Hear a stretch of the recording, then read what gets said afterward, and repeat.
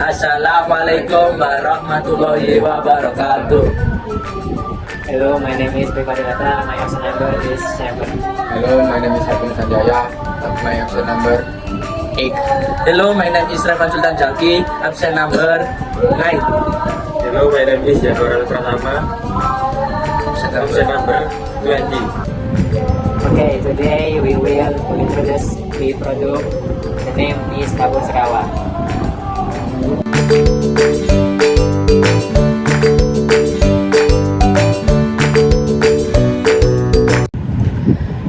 Dapur Sekawan minangka jeneng perusahaan sing bakal digunakake kanggo pasar produk tahu bakso tim kula.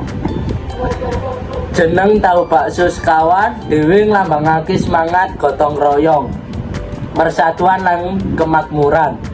Ing ngendi jeneng dapur nggambarake panggonan sing prasaja nanging penting. Ing ngendi proses kreatif ngasilake panganan sing berkualitas.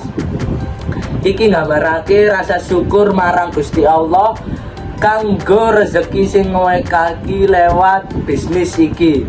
Lan sekawan tegese peseduluran lan kebersamaan. Logo minangka grafis sing nggambarake gambar perusahaan utawa merek. Diselingi minangka identitas utama perusahaan utawa merek sing diduweni.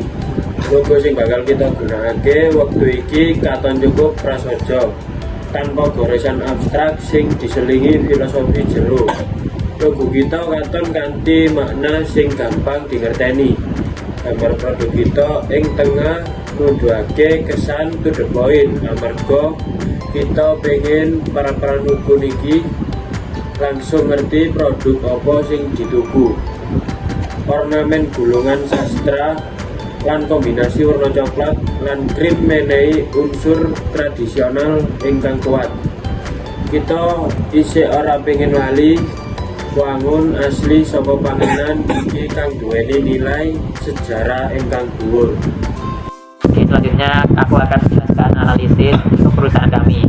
Nah, analisis yang akan kami buat ini kita menganut sistem SWOT, di mana SWOT itu adalah kepanjangan dari S-nya itu strength, W-nya itu weakness, O-nya itu opportunity, dan T-nya itu treatment. Nah, langsung saja kita ke yang pertama yaitu strength. Untuk analisis strength kami yaitu kekuatan. Di sini yang pertama adalah tahu merupakan sumber protein nabati yang rendah lemak dan tinggi gula, gizi maksudnya. Lalu yang kedua adalah tahu bakso sudah dikenal luas di masyarakat dan menjadi pilihan makanan yang diminati. Lalu yang ketiga adalah dapat dikombinasikan dengan berbagai bumbu dan bahan lain sehingga dapat menarik perhatian masyarakat untuk berbagai umur maupun usia. Lalu yang keempat adalah produksi tahu bakso ini tidak memerlukan teknologi yang tinggi maupun canggih dan bisa dilakukan secara manual. Selanjutnya yaitu weakness atau kelemahan. Kelemahan dari produk tahu bakso ini adalah ketersediaan dan kualitas kedelai yang bervariasi dapat mempengaruhi hasil produksi. Banyaknya produksi sejenis yang beredar di pasaran membuat persaingan semakin ketat. Memerlukan pasokan bahan baku yang stabil untuk produksi yang berkelanjutan. Itu saja kelemahannya. Opportunity atau peluang meningkatnya kesadaran masyarakat akan pola makan sehat dapat meningkatkan permintaan. 2. Pengembangan varian baru seperti tahu bakso organik atau tahu bakso vegan. 3. Peluang untuk memasukkan produk melalui platform e-commerce atau media sosial. 4. Kerjasama dengan restoran atau kafe untuk meningkatkan jangkauan pasar. Selanjutnya adalah treatment atau ancaman. Banyaknya produsen lain yang juga memproduksi tahu bakso itu adalah salah satu ancaman dari produk kami. Untuk yang kedua, perubahan tren makanan bisa mempengaruhi permintaan konsumen. Untuk yang ketiga, kewajiban untuk memenuhi standar kualitas yang semakin ketat dapat menjadi tantangan bagi kami. Untuk yang keempat, kenaikan harga kedelai dan bahan baku lain dapat mempengaruhi profitabilitas.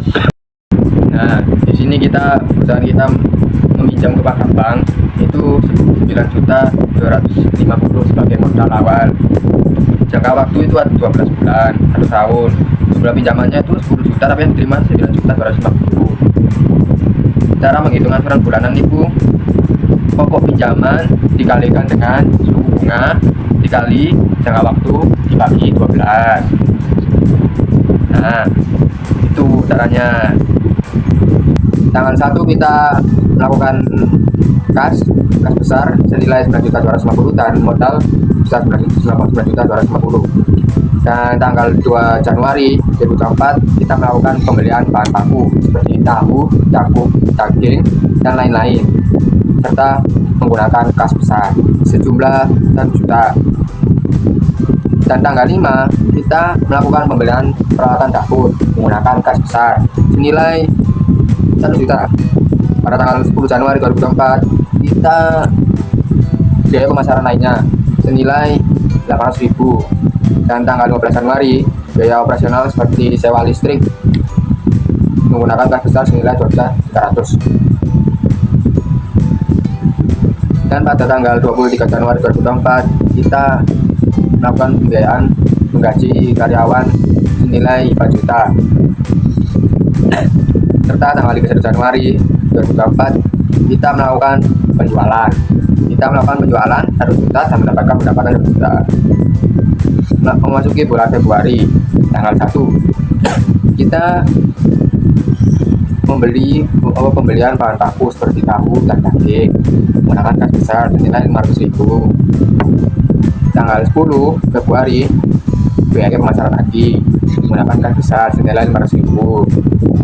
Dan tanggal 15 kita biaya operasional seperti listrik menggunakan kas besar senilai 800.000. Tanggal 25 lagi kita menggaji karyawan menggunakan kas besar senilai 4 juta. Tanggal 28 kita melakukan penjualan dan mendapat pendapatan senilai 1.100.000. Memasuki bulan Maret tanggal 1 melakukan pembelian bahan baku tahu daging menggunakan kas besar senilai 750.000. Tanggal 10 Maret 2024 kita melakukan biaya pemasaran lagi senilai 500.000. Tanggal 15 Maret kita membayar biaya operasional listrik dan lain-lain senilai 800.000. Dan untuk laporan laba kita sendiri itu kita mendapatkan pendapatan sejumlah 2.200.000.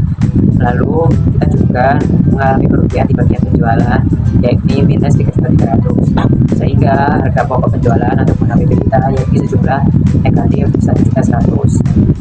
Lanjut, berarti secara otomatis laba motor kita berjumlah negatif 1.100.000 alias rugi kotor. Lalu untuk beban operasional kita melakukan pembelian bahan baku seperti tahu, daging, dan lain-lain sebesar 2.500.000. Lalu ada pembelian peralatan dapur seperti panci, wajan, dan lain-lain yakni 1 juta. Dan untuk biaya operasional seperti sewa listrik dan air itu mengalami pengeluaran sebesar 2.300. Dan untuk biaya operasional yang lain seperti transportasi itu kita mengeluarkan uang sejumlah 1.600.000. Dan untuk biaya pemasaran kita juga mengalami pengeluaran uang sebesar biaya yakni 1.800.000. Dan untuk biaya gaji kita mengeluarkan uang untuk para karyawan gaji sebesar 12 juta total. Itu sudah termasuk gaji, lembur, dan THR. Dan berarti setelah di total beban kita dengan rugi kotor tadi kita mengalami kerugian sebesar negatif 22.300.000 rupiah. Neraca dapat sekarang yaitu kas banknya sebesar 150.000 pada bulan Januari. Dan untuk bulan Februari kas bank mengalami penurunan yang sangat besar yaitu minus 5.900.000.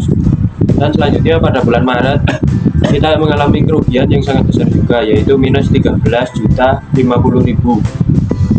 Dan selanjutnya jumlah aktiva lancar pada bulan Januari yaitu 150.000. Pada bulan Februari menurun sangat drastis yaitu sebesar 5.900.000. Untuk bulan Maret juga mengalami penurunan sebesar minus 13.050.000. Dan untuk jumlah aktiva pada bulan Januari sebesar 150.000. Dan pada bulan Februari minus 5.900.000. Untuk bulan Maret minus 13.050.000. Untuk modal pada bulan Januari 9.250.000.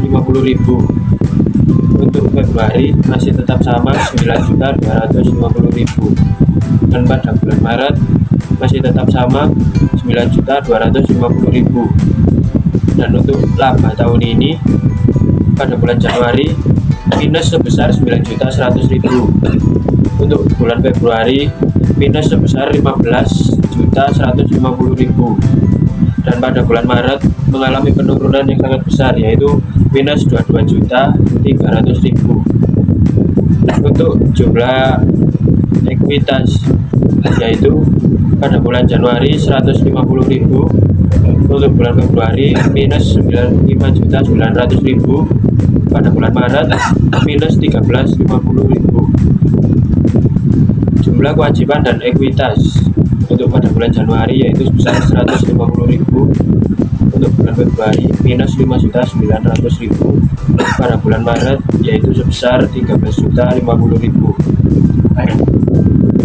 Okay, thanks for watching until the end. See you in the next video. Bye. Last video.